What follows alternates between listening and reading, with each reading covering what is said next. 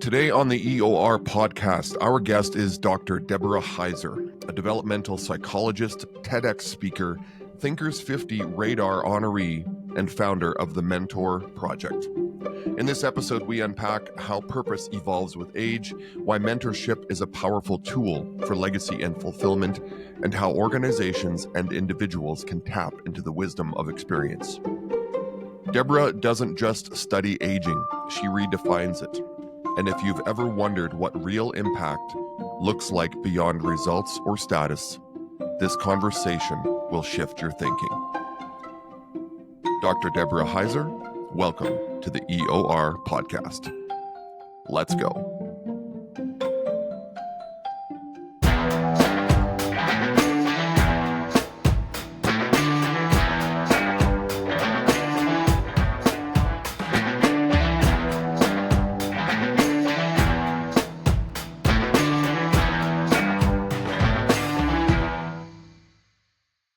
Deborah Heiser, welcome to the EOR podcast. Super excited to have you here today. How are you doing? I'm doing great. Thanks for having me. I'm delighted to be here.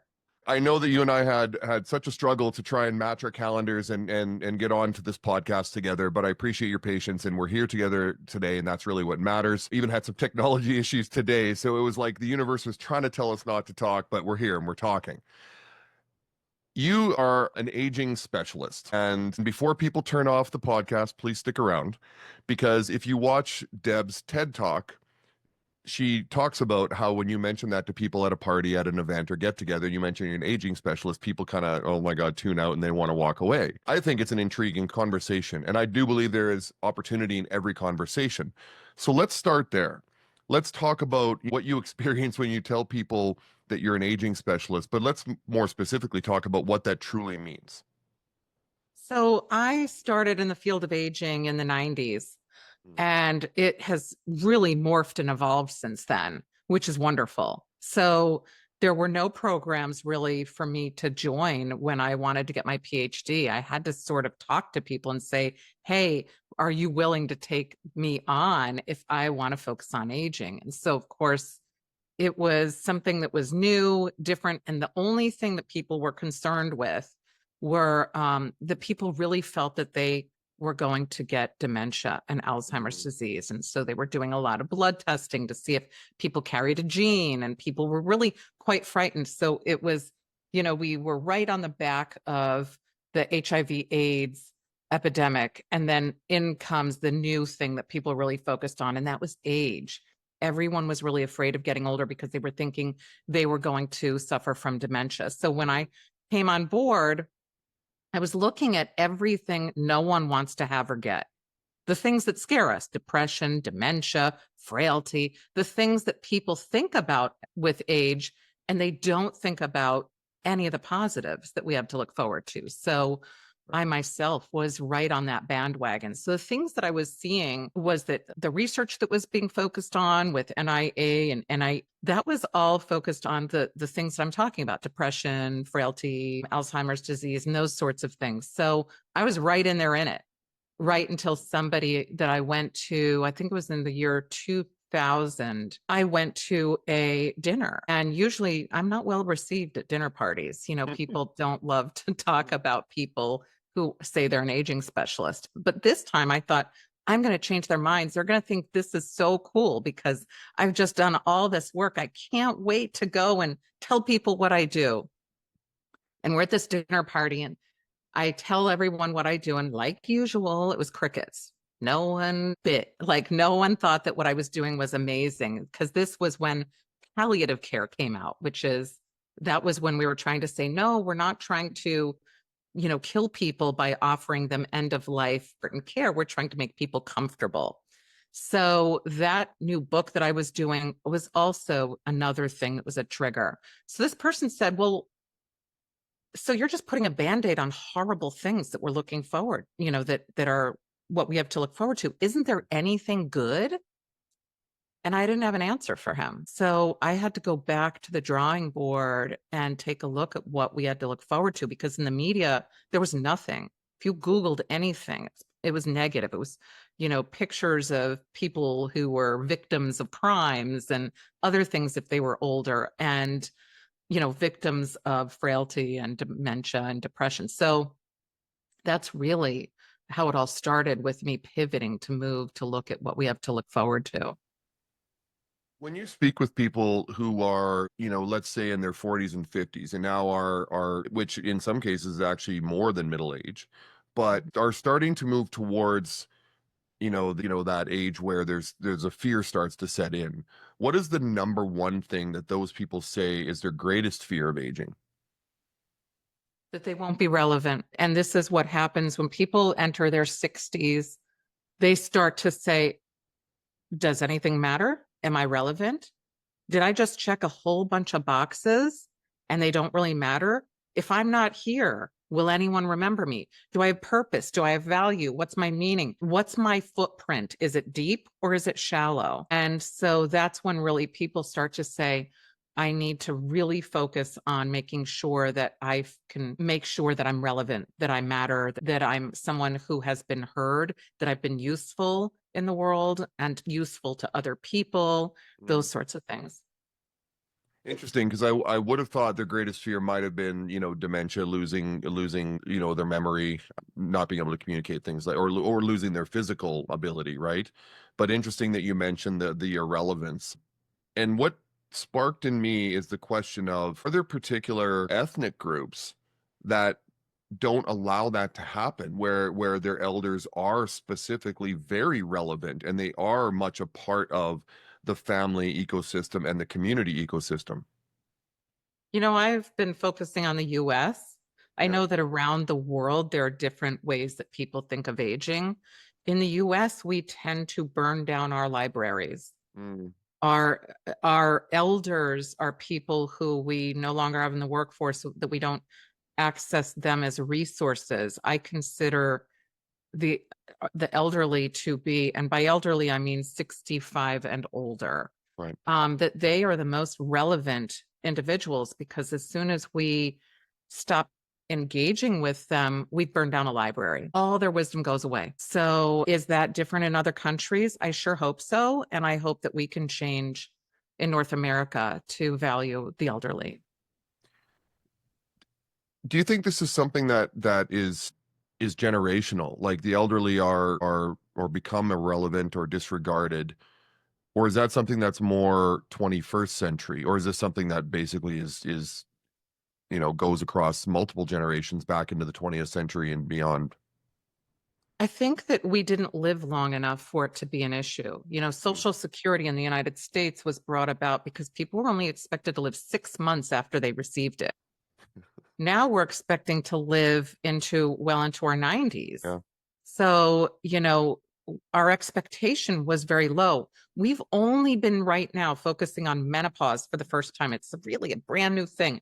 And the prostate for men, right? These two things. They've been around since we've been around, but Yeah. nobody's talked about them. And that's because people in the previous generations weren't talking about it. We're the first generation who's actually talking about issues with relation to our physical bodies and age, and not looking at it as something that's stopping us, but just something that we go through in life. Hey, when you're young, you might want to get your wisdom teeth removed. Hey, you better start to think about other changes in our bodies and how we're living. It's just something that we're now saying we better figure this out and work with it, not, push it aside. So I don't think that we treated elderly differently. I think that now that people are living longer, we don't have a roadmap to follow. We are now setting the roadmap Mm. for later generations. So it's scarier for us because we don't have a navigation system that says, here's where you go next. We're setting that right now. It's kind of Yeah, and you're right. Like people, I mean, the talk of longevity, especially on podcasts, like Peter Attia talks about longevity and how to live a longer life and a better life. People living into their 80s and 90s, like it's really no big deal anymore. As like you said, compared to Social Security, when it was like, well, you're not going to live much past 65. yeah. How do we?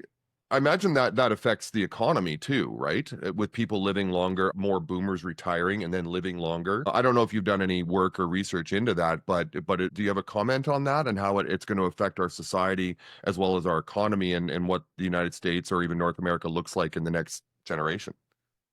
I do. Most people thought everybody's going to run out and retire, Hmm. right? And they're all going to be drawing from Social Security. But what's happening is people may retire from the job that they held, but they go back and work. So boomers are working.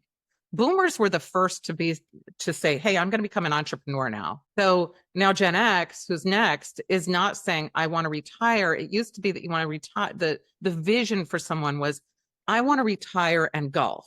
Like whether you golfed or not, this was your vision that you had. You were going to Yeah. go do something in a warm climate and spend your time doing leisure. Well, people like to do that for 2 weeks. That's a Yeah. vacation. And then they want to get back to being useful and relevant and seen Yeah. and heard.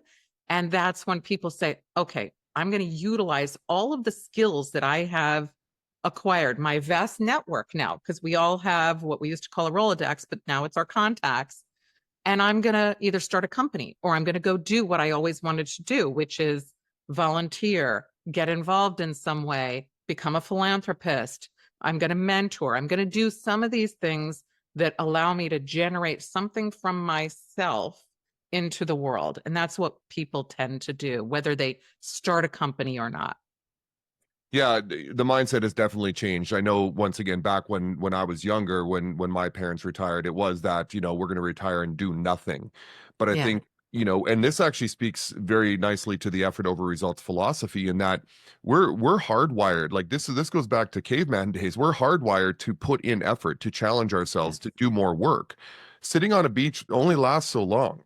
Yeah. Golfing only lasts so long. I mean, you get bored. You want to feel like you're participating in society and that you're contributing. And you mentioned that with the irrelevance thing, is Yeah. that we don't want to become irrelevant, so we find ways to stay relevant. And most of the people that I know that have retired in the last 20 years, some of them are working harder and more hours than they did, but they have the freedom to pick and choose what they want. That's the beauty of it. That's what retirement looks like today. It's now you have the freedom to go and do whatever you want, even if it's Exactly. more hours than you did before. You mentioned the word mentor and the mentor project and the book and what you speak to in your TEDx talks and presentations. The mentorship that how do we define that?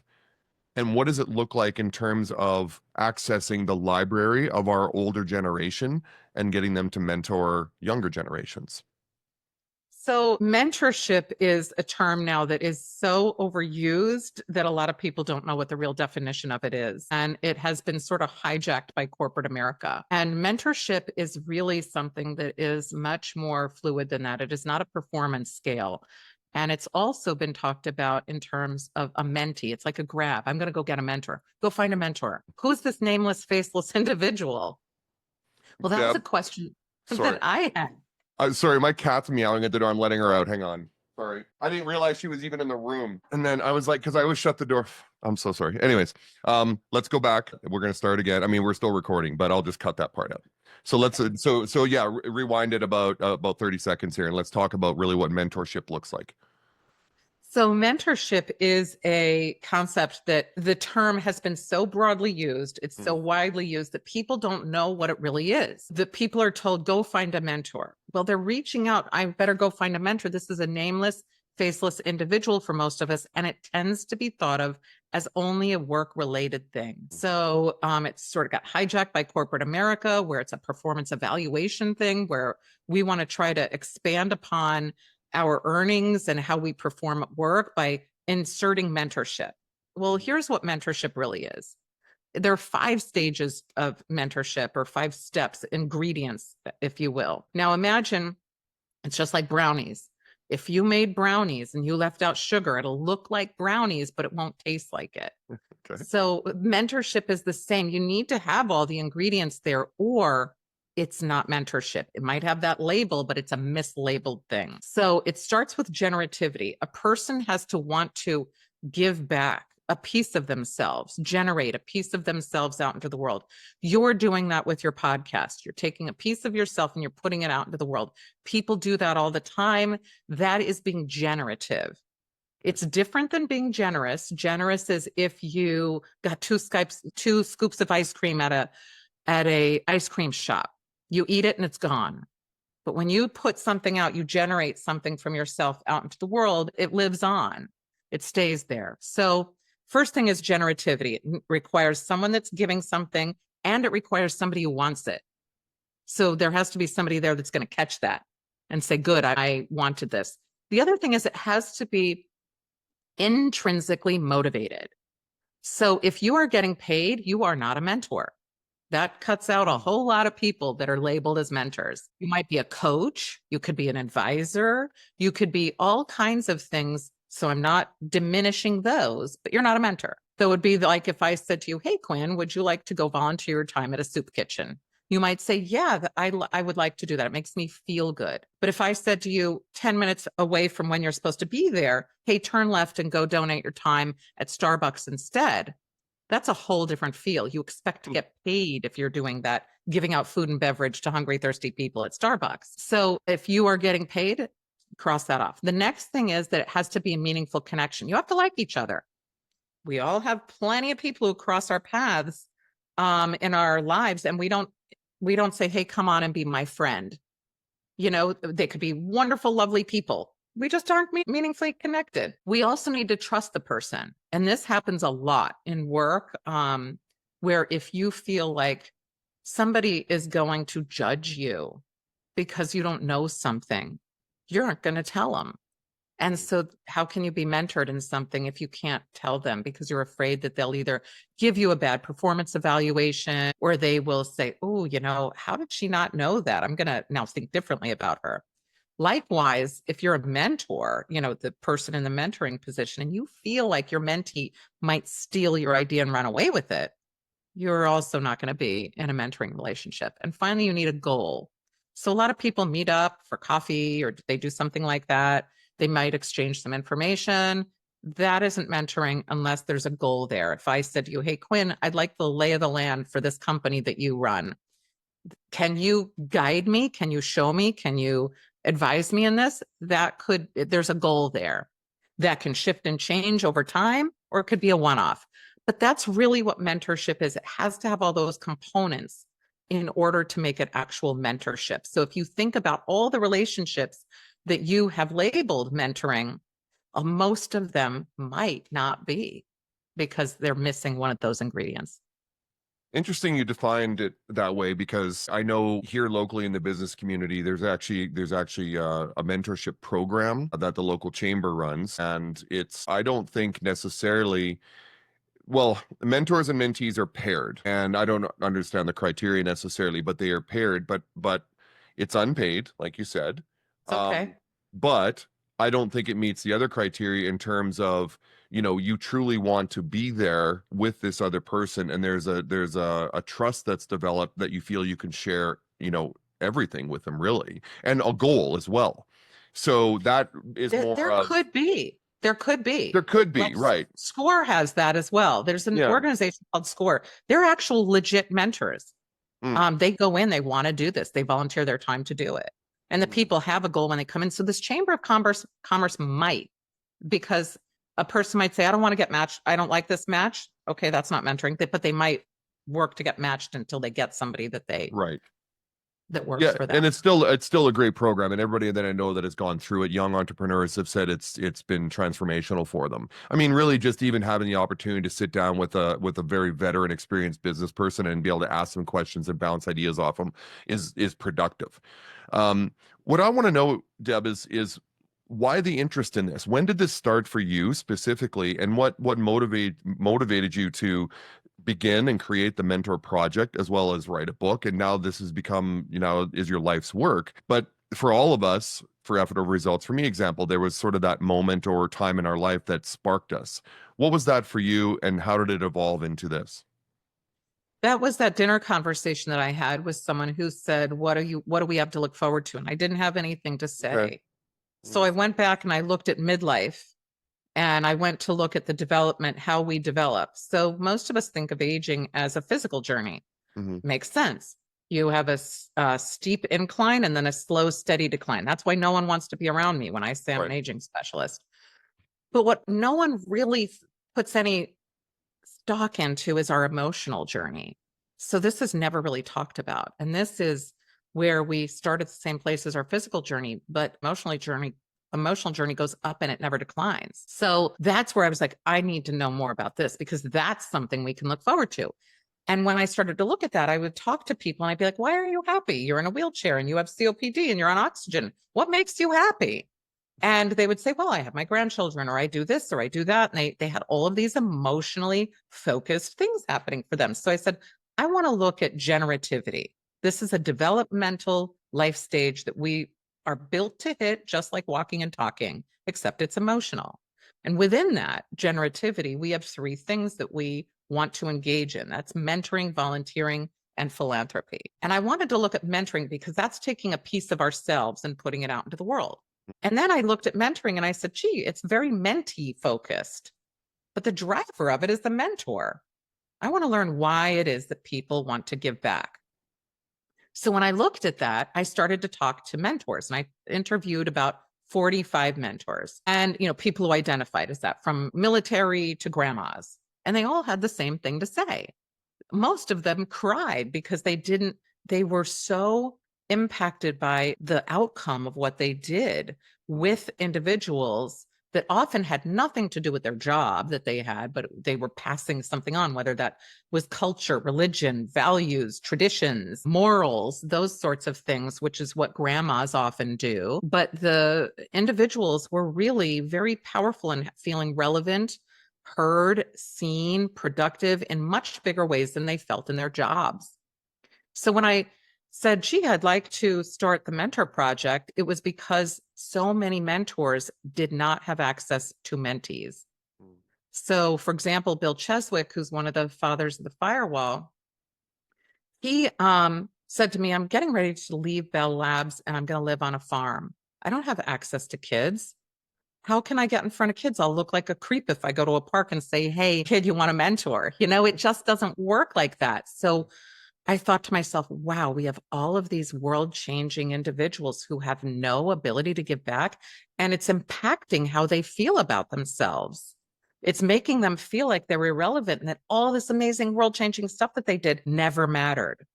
So we got a little core group of about 10 people to see if this could work. We got Bill into some schools and everybody was having a great time. And then this woman, Jennifer Snow, she joined and she ended up bringing in about 60 people within 6 months. So we went from 10, 60 in 6 months, then to 80, then to 100. So everybody had been telling me, no one's going to want to do this. This is ridiculous. People who are really important or have done major things will never want to give back. But they couldn't be more wrong. Yeah. So we ended up having all of these individuals, and this little thing that was supposed to be a hobby turned into an organization that just in 2024, we gave out $3.5 million worth of mentorship hours to students in 5 countries. So it really blossomed in ways that I couldn't have imagined, but it proved that this theory of generativity is real and that we're built to want to give because that makes us feel like we're receiving. So that statement, "'tis better to give than to receive," is actually true. And mentors feel like they matter from this. So that happened. And then I wanted to write the book because most people think of mentorship as work related, that it's mentee focused, but it's mentor focused and it's everywhere, not just work. Interesting you said that you actually had more mentors than mentees. Yeah. And then you had to go and find people to want to be mentored. Yes. I found that interesting. But I think, I don't even want to say as we get older, I think everyone likes to be heard. I think everyone likes to give their opinion, their advice, their viewpoint on something. But as we get older, we have even more of that life experience to give back. Yeah. And so that's why I think a lot of people, like you said, want to be mentors and are happy to do it. Even people who are very busy. I mean, they still see it as an opportunity to give back just a little bit of their time and someone else is benefiting from it. How does the matching process look in the Mentor Project? How do you match people? What's the criteria for that? So a potential mentee comes on and they click become a mentee button on our website. And this has changed a little bit over time because we got inundated for a while, as we got new mentors, and things change as we partner up with organizations. But in essence, you click the button and you fill out a form. And if you're a minor, your guardian has to sign as well. And then you can state on there who you want to meet with, because on our website, we have a lot of the mentors already there. A lot of our mentors give talks on panels to schools. And so they may say, oh, I want to talk with this person. Yeah. So that's one of the ways that matching happens. But the other way is we have an admin, her name is Samantha Stone, who really helps to try to match people. We don't think of matching just one person. We try to match with many people, because we've found that, and I know this for myself, I don't know what I don't know. So when you match people up with multiple people, you end up having some really interesting connections that happen that you wouldn't have thought about. Sorry, is that one mentee to multiple mentors or the other way around? No, one mentee to what we do is we'll say to one mentee, why don't you try multiple mentors? Right. Okay. Yes, there's this one, but try multiple. So most of our mentors have multiple mentees. Okay. And most of our mentees have multiple mentors. So we try to make sure that it isn't that a person feels like you can only have one mentor. You should have millions of mentors. Sure. That your world should open up because you have so many mentors. And the same happens for mentors, is their world opens up when we all have so many mentees. It pushes us to think a little more broadly than how we were thinking before, still with our same expertise, but maybe applying it to a different field that we never thought about before. Mm-hmm. Yeah, I like that. I think it's important for the mentee to speak to multiple viewpoints, different mentors, and for the mentor, it's good to have a wide variety of different people you're talking to. So I love that concept. What does the research say about the psychological impact of mentoring? Because, like I said, we see it in the business community and people talk about it. Oh, I have a mentor. They're helping me run my work with my business. But this goes deeper than that. So what is that psychological impact that you're seeing, and what does the research say? So there's a lot of research on connection, and mentorship is really a meaningful connection. And that is life-saving, both physically, it adds physical longevity, as well as higher emotional well-being throughout the rest of our lives. So that has been such an epidemic and a problem, is that people have been feeling disconnected, and their connections they're not connecting as they should, who are older. So in England, they started with social prescribing people to get connected. That's now hit the United States. And I wrote an article about it because UJA, an organization in the US, has really picked up on that and has been working on getting people prescribed to connect with others. So mentorship is one of those things that can be life-saving for both the mentor and the mentee, because connections really matter to us. What we had seen is that because we thought, oh, go relax when you retire. Well, what are you relaxing to? Are you sitting in your house by yourself? Yeah, that's what usually happens. Yeah. So it's getting people back into the communities, back into connecting with others. And mentorship is a key way that we can do that, to maintain those intergenerational, but even the same generation connections. It doesn't have to be mentoring hierarchically. It can be laterally as well. In the mentor project and the pairing of mentors and mentees, what is the criteria in terms of, let's say age level? I don't know if it's geographic location, because everything's virtual these days, but yeah, how do you decide, what is there a cutoff for being a mentee in terms of age, and vice versa? Yes, it's kindergarten, which is around 5, through graduate school. So you could be as old as you want to be, as long as you're taking classes somewhere. Okay. So we have some mentees who are, in their 30s in some cases, because they're in graduate school, or they went back to school. And then what about the mentors? Oh, the mentors, you can be any age you want. We see an influx of people who have the bandwidth, who are older, but I was actually surprised at how many people in their earlier years, in their 30s and 40s, said, I want to mentor. Their bandwidth isn't quite the same, but it just shows that generativity is something that we're really craving, to be able to express our expertise in ways and get that out there with people. So I'm going to go one level deeper on that question. So when you're matching, then you said let's say kindergarten to the age of 30, just because graduate students are in their 20s and late 20s, but mentors could be as young as in their 30s. But Yeah. would you try to pair, let's say, a mentor who's younger, 30s, 40s, with, like, who do you pair the younger children with? Let's say the grade school kids. How does that work? That works in a lot of different ways. So we had a puppeteer who worked with the young kids, particularly during COVID. So she was teaching kids how to build things from stuff around their house to make puppets. That was a big deal for kids that were stuck at home while their parents were working, virtually in a lot of cases. They were able to go on Zoom for a while and do these projects that were really quite amazing. They had storytelling with them. So it was a really good mentorship in that way. But we have Neil Cummins. It's amazing. He's an astrophysicist and his area of focus is the moon. He gets so many elementary school I'm age sure. kids who want to work with him. Yeah. And they do. It's wild. So he has people who are college age down to 9, might be younger, but I know that he has a 9-year-old right now. And so he has a series of what if books, like what if there was no moon? What would happen? That kind of a thing. So the young kids are really interested in what he has to say, and they are fascinated by learning about space. So it really doesn't matter about age at all. We can pair somebody who's younger with somebody who's older. It doesn't matter. For example, Ashley Phillipson, who's one of our mentors in AI, she's with a graduate student. I don't know how far off they are in age, but age doesn't matter. If you have an expertise in something, you have an expertise. And if somebody wants to learn from you about that, it really doesn't matter what your age is. So if I wanted to become a mentor in the mentor project, what does that look like, the journey in terms of the onboarding, the vetting, and getting qualified for that? There's a lot of effort involved. So we do background checks.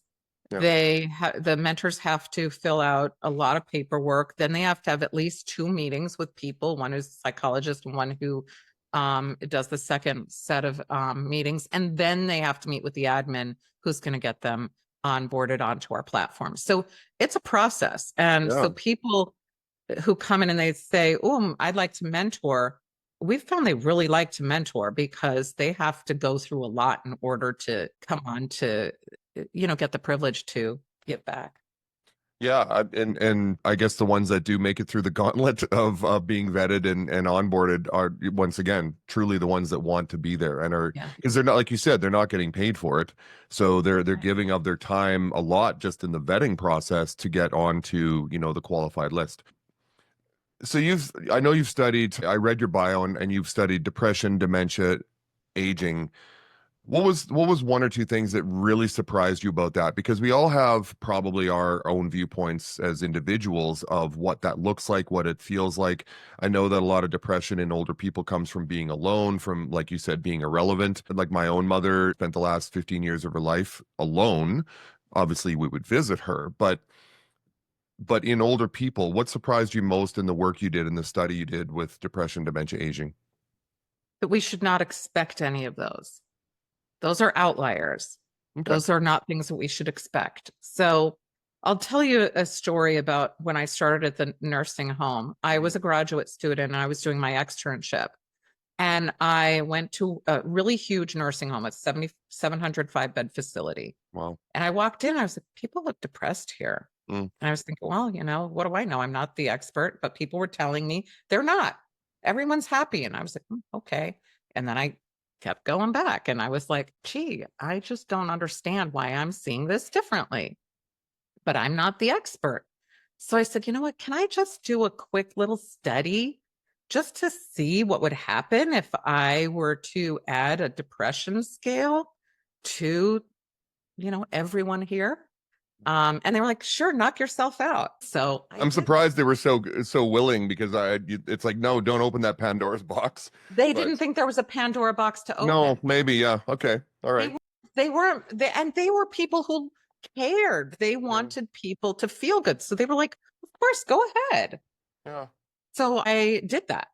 And I found out that there were about 44% of the people who screened positive for depression. Now, that does not mean that they were depressed. That means a screener. There could be other things like adjustment disorder. If you can imagine, anytime there's an adjustment, you might not be feeling great. Like that could be good things, getting married, going to college, having a baby, blah, blah, blah, all of those things.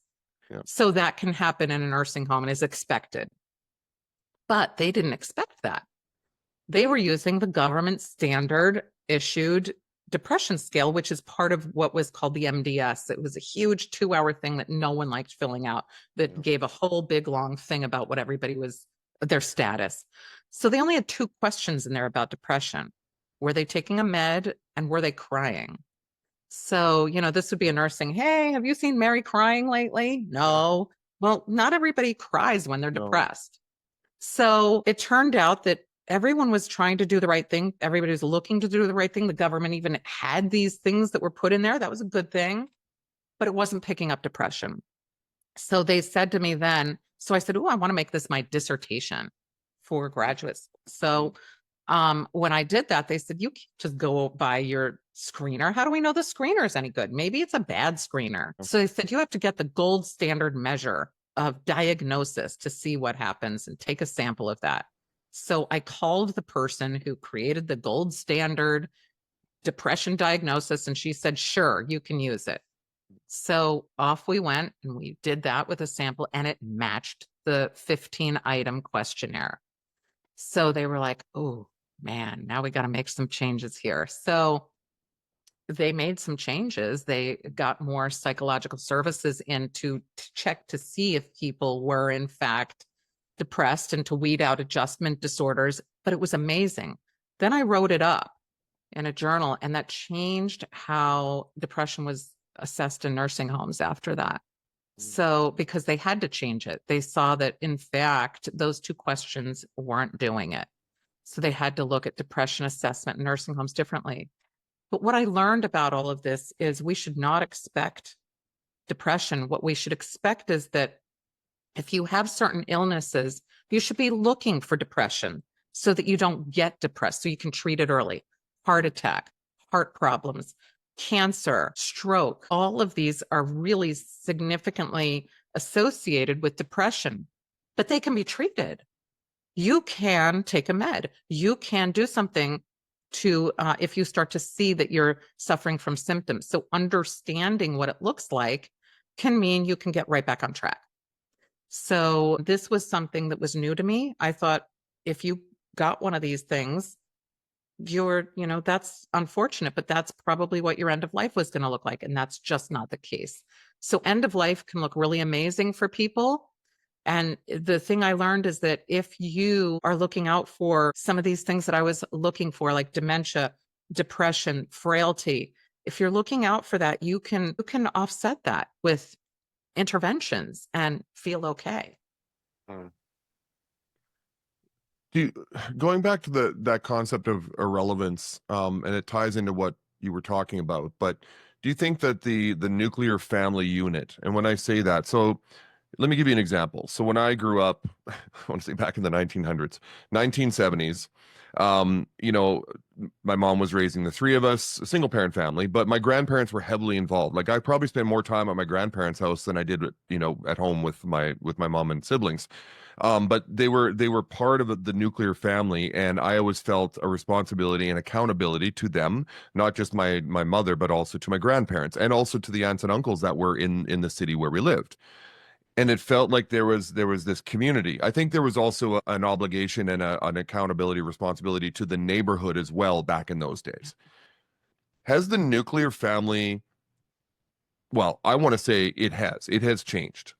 I believe it's changed. The dynamics have changed, certainly. But has that nuclear family and the accountability that the children in the family, the responsibility they feel to, you know, to the family, but also to their elders, to the older people, has that broken down? Is there studies, is there research on that? Because that's my input and my observation is that I feel that the nuclear family, but maybe I'm just the old guy complaining in a corner. I don't know. What are your thoughts on that? I don't know the current research on that. I did Yeah. at one time know it. So what I can say is that there are shifts and changes that are happening. There were a whole lot of shifts and changes that happened where the individuals in the sandwich generation were saying, I want multi-generational living. My parents are retiring, but they don't have enough money to live the way they'd like to live, Yeah. and I need childcare help. So there were areas in our country that were starting to build communities that offered that, where there was single floor living, where there was an extra area for grandparents to live, things like that. But it's very hard. I'm in the New York area, and we brought my mother-in-law in to live with us. And she lived with us for about 10 years. Finding a house was very difficult because, most people don't put into consideration, what do you do if you are looking at a 2-story house? And land is very is expensive in the Yeah. in the New York area. So there are a lot of 2-story houses because you can get away with a smaller plot of land. So it's very difficult in certain parts of the country to be able to do that effectively, to be able to have that. And so the one thing I can say, though, is that grandparenting has been studied, and grandparents are really involved, whether they live close or they don't. There's also a new thing that I did not know about until recently, that millions of people are involved in kinship relationships. So grandparents raising grandchildren. So that is another thing that, like, Laura Brazen is really taking on in the United States to talk about that, how that need has really arisen, but it wasn't studied a lot. So that we're starting to see a lot more studies that are coming about that show the different ways that grandparenting looks in the United States. Is it broken? I don't think so. I think it's evolving and changing, and that grandparents are finding new ways in the lives of their grandchildren, whether they live near or far. And I find that to be part of the generativity, like they're looking for more meaning and value and how they can connect with the next generation. So on that, in the mentor project, when you have children, let's say grade school, so pre-high school, how do those kids come to the program? Is it a parent that thinks they need, I mean, obviously it would be in the youngest ages, but how do those children know about the mentor project, and what makes them want to get involved? Either from their school. Okay. So their school may say, hey, we'd like to get you involved, and we may be even a program in an after school program or in a school. But it's funny, that 9-year-old I mentioned, his grandfather went to a book club meeting where Neil, our mentor, was giving a talk about one of his 21 books. And he said, my grandson needs to be a part of this. And so he was the impetus for getting his grandson into it. That happens a lot, where grandparents will, or parents will, bring their children in and say, hey, I'd like you to give this a try. Interesting. For the younger kids, once again, do the parents sometimes sit in on those conversations? Because a lot of them are probably virtual. Yeah. Do they sit in on those conversations, or is that almost like breaking the rules? It's like, no, we really want the mentor and mentee to have that individual conversation. No, they can. We Yeah. invite that. Mentorship shouldn't be something that is thought of as like therapy, where you're trying to Right. keep it secret. It's something that we invite anybody in. Bring your siblings. We'll see, like, you can see kids running around in the background. It's fine. There can be kids that are popping in and out. It doesn't matter. It's kind of like if you think of having a friend, you don't say it's just you and me. Don't Right. bring anybody else around. Think of it that way. Okay.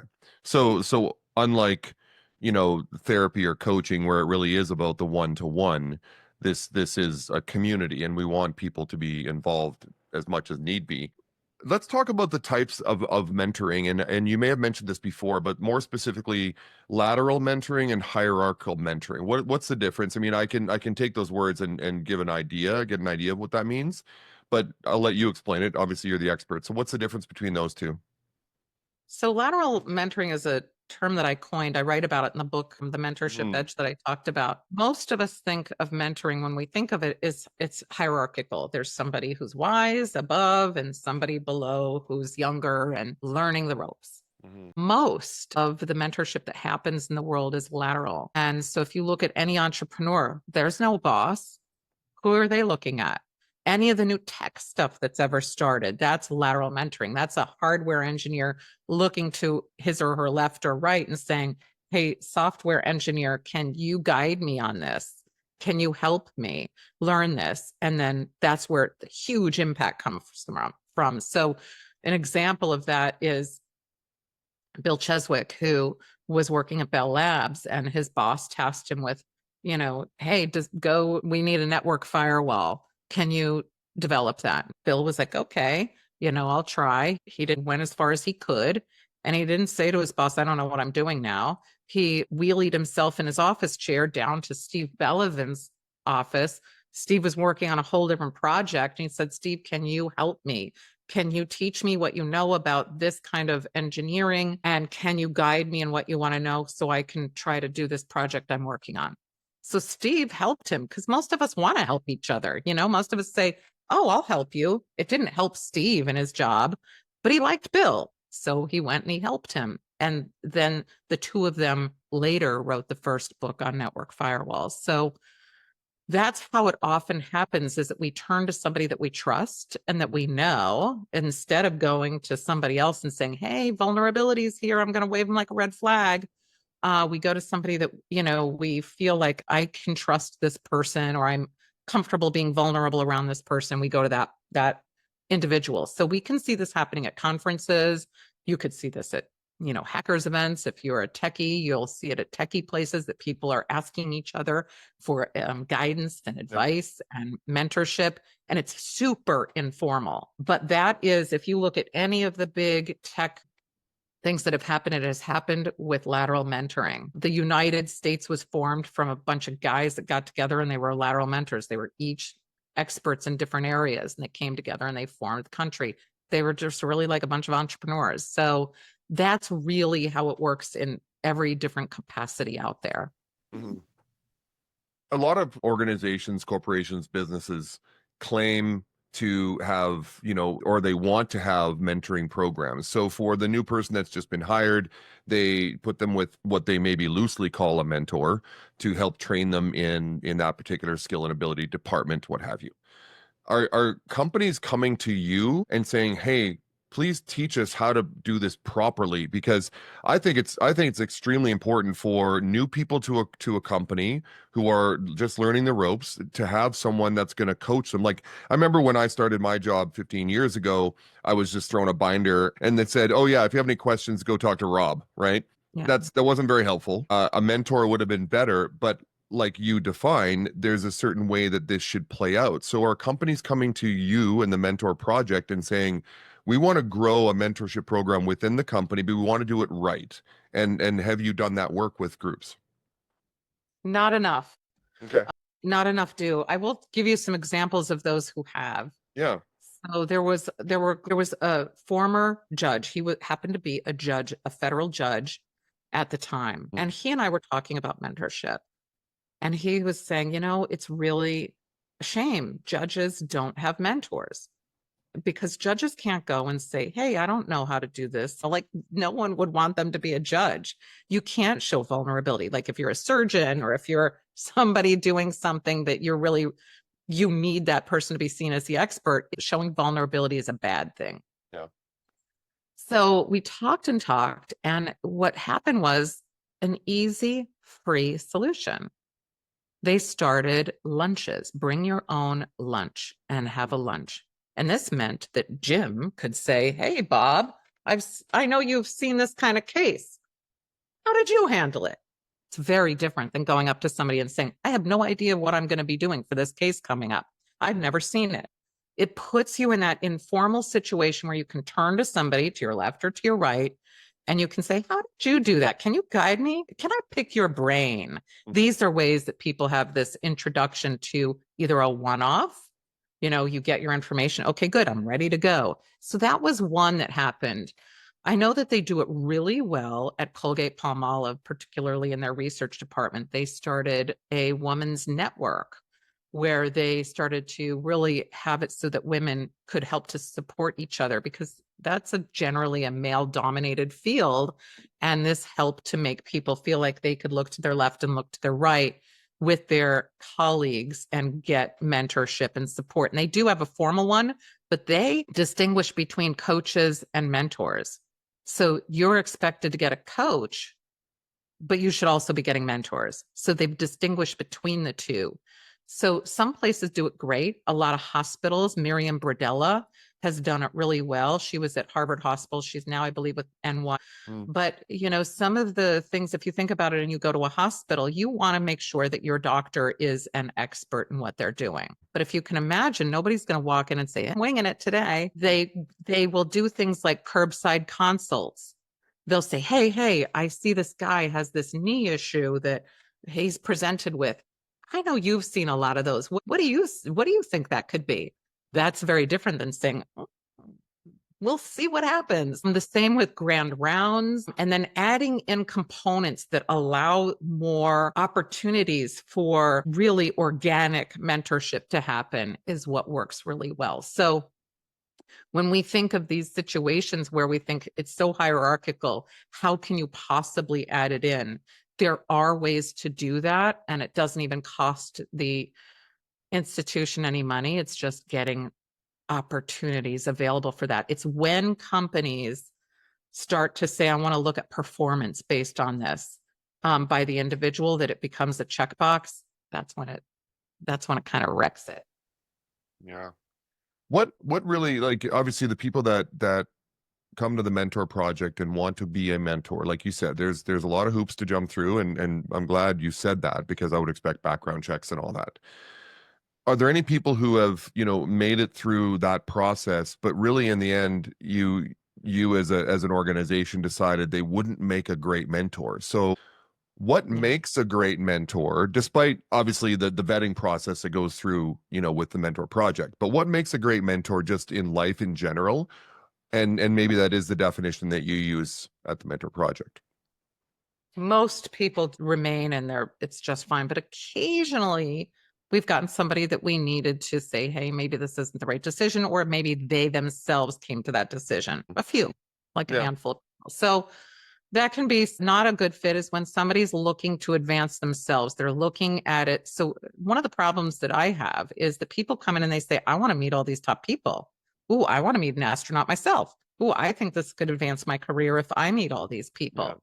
That's somebody, we've had to weed out those people in the past. Not a lot, but we've had a couple that we've had to weed out. And other people have maybe come in and they've said, I'm going to go travel or move or do something else, and I don't have the time to put into it. So they'll take time off, or they'll say, I'm going to not do it anymore. So we haven't had anything terrible, but we do look for the people who are kind of stargazers, who are looking to connect with the mentors themselves and advance themselves, as opposed to mentees. Okay. So what is the goal now for 2025 and beyond? Where is the mentorship project at? The book, where are you headed, and what is the goal for the organization now in terms of numbers? Maybe you have certain metrics you're trying to reach, or is it just to keep spreading the word? So we're really hoping that we can continue. What we're doing is the three-leg stool approach to mentorship, which or to generativity. Really, the mentor project is a form of generativity, focusing on mentorship, volunteering, and philanthropy. So we're really looking to expand all three of those, get much more philanthropy involved.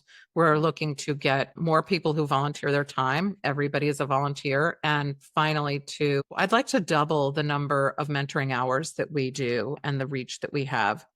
But most importantly, we're going to be starting. We've found an absolute outpouring of need from people who are out of college. They get the, I'm out of college now. So we're going to start a subscription that is for any age, where people can join the Mentor Project. But we will always offer for students for free, but a small subscription base where people can join who are out working. We feel like if you're working, you can probably do a subscription the same as maybe you would do for a very cheap gym or something, so that they can engage similarly. But I was so shocked at how many people we were turning away because they weren't students, and it's just heartbreaking to do that. So we want to open it up to those folks as well. What is expected of the mentors that are part of the program in terms of the monthly hours they may put in, or do they set that bar? We only ask that people put in like 2 hours, a week max, but we let people down more often than not because we can't give them as many hours as they Mm, want. mm, That's really our bigger problem, is that making sure that our platform is able to accommodate everybody who wants to. We have mentors who want to give more and more hours. And so that is our biggest complaint. I don't see that as a problem in the opposite direction. Most people think that people are going to want to put in the minimum amount, but they don't. The Mentor Project is like a family in many ways. We even mm. have what's called a Fridays with Fred, where one of our mentors, who's a networking expert, has everybody who wants to come in. It's come in if you want or you don't every Friday. And the mentors come into this meeting. Crazy things have happened with lateral mentoring. So two mentors started a company. Mentors write books together. Mentors do other things. We've found that that becomes a really amazing sort of safe space for people to go in. Nobody's going to steal anybody's idea. Nobody's going to, but it's a brainstorming fun. It's like candy shop for mentors to be with Mm. other top experts in their fields. And we have writing groups for the mentors and other things that we put together for the mentors that we often bring the mentees in with also. But it ends up that they want more and more, because it's really, if you think about the hours that you can put in for things, a hobby, most people put in more than 2 hours a week. Sure. And for the mentees, are most of them getting into the program, maybe not the youngest children that are part of the program, but are most of them getting into the program as part of some form of professional development, right? They want to ask questions because, like you said, maybe there's a little bit of that lateral mentorship where they want to go into engineering, say, and there's an engineering mentor. Is it mostly about professional development, or do you see mentees come into the program just because they want someone to talk to? Younger kids want to learn something that they haven't been exposed to before. The Sure. one thing that we're really thrilled about is that you can live anywhere in the world and get to meet somebody that you would never be exposed to. So we have a Right. whole group from Kenya it was put together. One of my mentees wanted to put together a program that, with all the college students in Kenya that she knew of. And so they put together this group. She led it. Her name is Dina. And so they come, it's not just professional development, but they're now able to access and utilize all of the resources that we have. And we can help them to say, why don't you try this? Why don't you do this? This resource might be available to you. You could apply for this. We're giving all sorts of ideas for them that they can, access and use, that we're able to offer to them for free. So it depends on the student and where they are. Most college students are not looking for professional development as much as they are looking for, how do they start to adult, There you go. which is, Yeah. I have a 20 and 19-year-old. I get it. It's learning how do I navigate? And so they will oftentimes want to match up with somebody who's in a field that they want to go into, to see how you're supposed to transition from moving from where they are to where they want to go. They also oftentimes will look to a mentor to see, do I want to go further my studies in this? Maybe it's going to say no. Personally say, no, I don't want to go to law school. I want to go get a job instead, or maybe, vice versa, or something else. It's looking to most of the college kids, they're in transition phase and they're sort of seeking their identity and where they want to land. And the mentors are able to help them by modeling and by talking with them and moving them forward in that direction as well. So, as we wind down here, what's one thing you want every listener in the audience to take away about the power of mentorship? Because I've seen it in action. I know that I've had mentors in the past, maybe not quite the way you define it, which I like even more because there's a little more of a goal there. But what's the one thing everybody listening today should know about mentorship and really the power of it? Everyone is a mentor and Yeah. everyone is a mentee. We just don't know it. We haven't acknowledged it. So I want everybody to know that. I mean, look, that's how religion has been passed down for centuries. You don't every holiday say, "Ooh, what's going to happen today?" Because it's been passed down. So Right. all the traditions, the culture, the values that you hold were passed to you by someone else. Maybe you add a little in or take a little out, but you're continuing that. That's mentorship. So look, I really want people to understand that you are engaged in this all the time. So if you think, oh, I want to go get a mentor for work, you already know how to do it.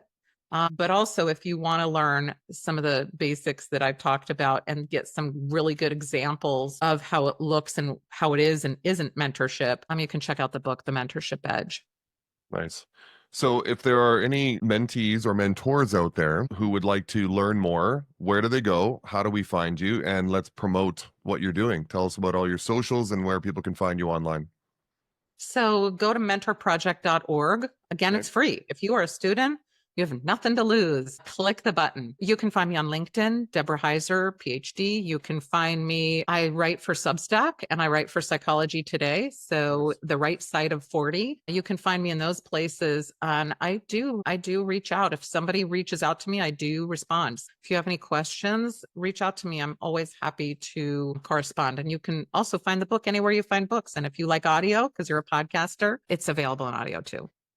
One final question, and I added this in as I'm 54. So let's say for people over 50 out there who are heading into those golden years, as they call it, what is one thing they really should be looking forward to instead of, dreading the irrelevance, the dementia and things like that? Because I think we tend to focus on that more. You said that at the start of the show. What do we need to look forward to, and what should we be trying to direct ourselves towards to get that? We should be looking to connections. Connections are the key for everything for us. We tend to start out as kids with wide, superficial friendships because we're trying to figure out who we are, and then we narrow it down because we don't have a lot of bandwidth. Now's the time to open that back up. Get out there and connect. So we should be looking forward to really nice, meaningful connections that make us feel great. We should be looking forward to feeling relevant. We should be looking forward to being heard. We should be looking forward to feeling like we matter. And if you look at, It's a Wonderful Life, the movie, that's that classic movie, you don't need to have, the angel come and ring the bell. You should be looking around at everybody around you who you're connected with as your future. They're going to be with you during your future and helping you to navigate exactly where and how you want to be. So when you're connecting with others, you're also engaging in productive activities and things like that. So expect to be more productive also. Nice. On that beautiful message, Deb Heiser, thank you very much for being here today. I'm glad we finally got a chance to talk. This has been really interesting. I want to bring people on the show that when I say it's about personal and professional development, I mean, this really does fit into that.